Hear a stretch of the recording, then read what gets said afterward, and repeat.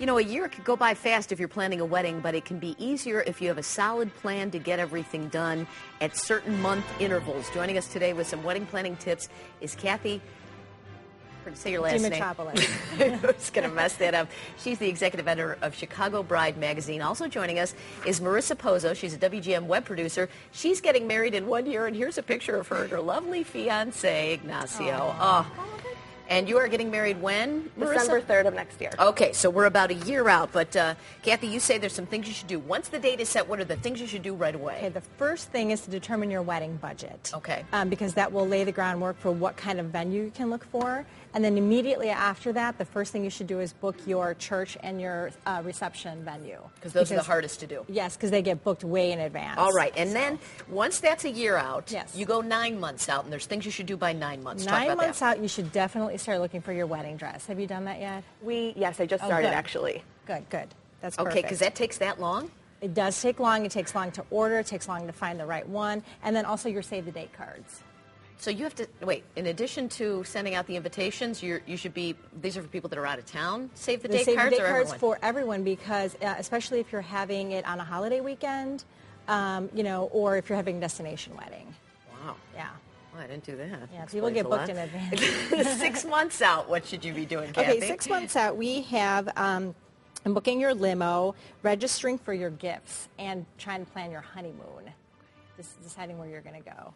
Do you think that people get overwhelmed because they think they have to do all this right away? And do you find it's easier doing 2 things every couple months? Absolutely. Okay. It really helps to really ration things out if you have the time. All right. And then 3 months out, by that time you have to, it says book or plan your rehearsal dinner, but isn't that part of your venue, or are you just talking about the meal? It's separate. A lot of people choose a separate location for the rehearsal dinner. Oh, okay. That's right. Yes, exactly. All right. And order wedding invitations? Invitations, absolutely. And then your wedding bands. Don't forget your wedding bands.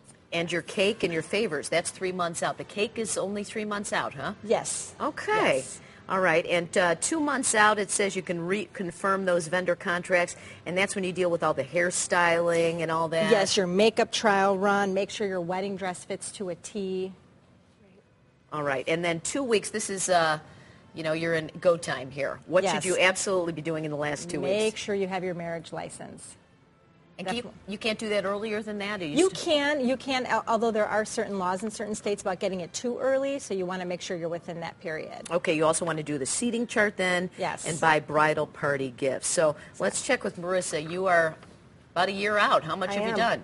Well, I've booked the banquet hall already. Last week we booked the ceremony location, so we have those 2 major things out of the way. And to my surprise, our first choice of church was actually booked for the date. Wow. So that just shows you have to book it way in advance. Exactly. If you want to make sure you get the location you want. Are you going to do those save the date cards? I am going to do the save the date cards. You should, because people get booked so far in advance for many things these days. There's lots of events, lots of things going on. So what if people don't have a full year engagement?